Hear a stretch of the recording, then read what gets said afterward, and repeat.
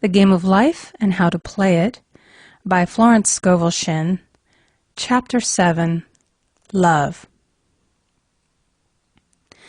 Every man on this planet is taking his initiation in love. A new commandment I give unto you, that ye love one another.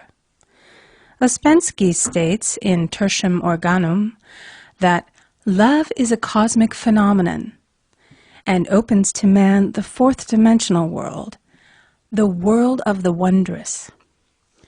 Real love is selfish and free from fear. It pours itself out upon the object of its affection without demanding any return. Its joy is in the joy of giving. Love is God in manifestation and the strongest magnetic force in the universe. Pure, unselfish love draws to itself its own. It does not need to seek or demand. Scarcely anyone has the faintest conception of real love. Man is selfish, tyrannical, or fearful in his affections, thereby losing the things he loves. Jealousy is the worst enemy of love, for the imagination runs riot, seeing the loved one attracted to another, and invariably these fears objectify if they are not neutralized. For example, a woman came to me in deep distress. The man she loved had left her for another woman and said he never intended to marry her. She was torn with jealousy and resentment and said she hoped he would suffer as he had made her suffer, and added, "How could he leave me when I loved him so much?" I replied, "You are not loving that man, you are hating him," and added, "You can never receive what you have never given. Give a perfect love, and you will receive a perfect love. Perfect yourself on this man. Give him a perfect, unselfish love, demanding nothing in return. Do not criticize or condemn, and bless him wherever he is." She replied, "No, I won't bless him unless I know where he is." "Well," I said, "that is not real love. When you send out real love will return to you, either from this man or his equivalent, for if this man is not the divine selection, you will not want him. As you are one with God, you are one with the love which belongs to you by divine right." Several months passed, and matters remained about the same, but she was working conscientiously within herself. I said, "When you are no longer disturbed by his cruelty, he will cease to be cruel, as you are attracting it through your own emotions." Then I told her of a brotherhood in India who never said good morning to each other. They used these words, "I salute the divinity in you."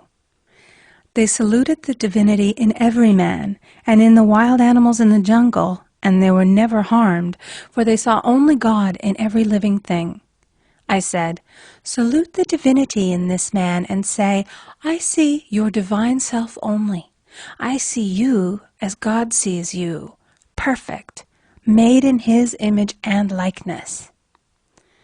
She found she was becoming more poised and gradually losing her resentment. He was a captain, and she always called him the Cap. One day she said suddenly, "God bless the Cap wherever he is." I replied, "Now that is real love, and when you have become a complete circle and are no longer disturbed by the situation, you will have his love or attract its equivalent." I was moving at this time and did not have a telephone, so was out of touch with her for a few weeks, when one morning I received a letter saying, "We are married." At the earliest opportunity, I paid her a call. My first words were, "What happened?" "Oh," she exclaimed, "a miracle. One day I woke up and all suffering had ceased.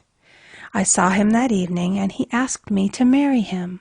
We were married in about a week, and I have never seen a more devoted man." There is an old saying, "No man is your enemy. No man is your friend. Every man is your teacher." So one should become impersonal and learn what each man has to teach him, and soon he would learn his lessons and be free. The woman's lover was teaching her selfish love, which every man sooner or later must learn. Suffering is not necessary for man's development. It is the result of violation of spiritual law, but few people seem able to rouse themselves from their soul sleep without it. When people are happy, they usually become selfish, and automatically the law of karma is set in action. Man often suffers loss through lack of appreciation. I knew a woman who had a very nice husband, but she said often, "I don't care anything about being married, but that is nothing against my husband. I'm simply not interested in married life." She had other interests and scarcely remembered she had a husband. She only thought of him when she saw him. One day her husband told her he was in love with another woman and left. She came to me in distress and resentment. I replied, "It is exactly what you spoke the word for. You said you didn't care anything about being married, so the subconscious worked to get you unmarried." She said, "Oh yes, I see. People get what they want and then feel very much hurt."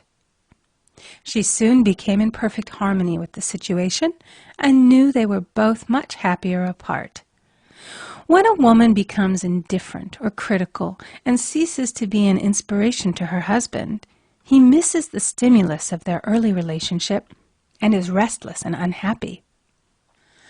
A man came to me dejected, miserable, and poor. His wife was interested in the science of numbers and had had him read. It seems the report was not very favorable, for he said, "My wife says I'll never amount to anything because I am a 2. I replied, "I don't care what your number is. You are a perfect idea in divine mind, and we will demand the success and prosperity which are already planned for you by that infinite intelligence." Within a few weeks, he had a very fine position, and a year or two later, he achieved a brilliant success as a writer. No man is a success in business unless he loves his work. The picture the artist paints for love of his art is his greatest work. The potboiler is always something to live down. No man can attract money if he despises it. Many people are kept in poverty by saying, "Money means nothing to me. I have a contempt for people who have it." This is the reason so many artists are poor. Their contempt for money separates them from it. I remember hearing one artist say of another, "He's no good as an artist, but he has money in the bank." This attitude of mind, of course, separates man from his supply. He must be in harmony with a thing in order to attract it. Money is God in manifestation, as freedom from want and limitation. But it must be always kept in circulation and put to right uses. Hoarding and saving react with grim vengeance. This does not mean that man should not have houses and lots, stocks and bonds, for "the barns of the righteous man shall be full." It means that man should not hoard even the principal if an occasion arises when money is necessary. In letting it go out fearlessly and cheerfully, he opens the way for more to come in, for God is man's unfailing and unexhaustible supply. This is the spiritual attitude towards money, and the great bank of the universal never fails. We see an example of hoarding in the film production of Greed. The woman won $5,000 in a lottery, but would not spend it. She hoarded and saved, let her husband suffer and starve, and eventually she scrubbed floors for a living. She loved the money itself and put it above everything, and one night she was murdered and the money taken from her. This is an example of where love of money is the root of all evil. Money in itself is good and beneficial, but used for destructive purposes, hoarded and saved, or considered more important than love, brings disease and disaster and the loss of the money itself. Follow the path of love and all things are added. For God is love, and God is supply. Follow the path of selfishness and greed, and the supply vanishes, or man is separated from it. For example, I knew the case of a very rich woman who hoarded her income. She rarely gave anything away, but bought and bought and bought things for herself. She was very fond of necklaces, and a friend once asked her how many she possessed. She replied, 67. She bought them and put them away, carefully wrapped in tissue paper. Had she used the necklaces, it would have been quite legitimate, but she was violating the law of use. Her closets were filled with clothes she never wore and jewels which never saw the light. The old woman's arms were gradually becoming paralyzed from holding on to things, and eventually she was considered incapable of looking after her affairs, and her wealth was handed over to others to manage. So man, in ignorance of the law, brings about his own destruction.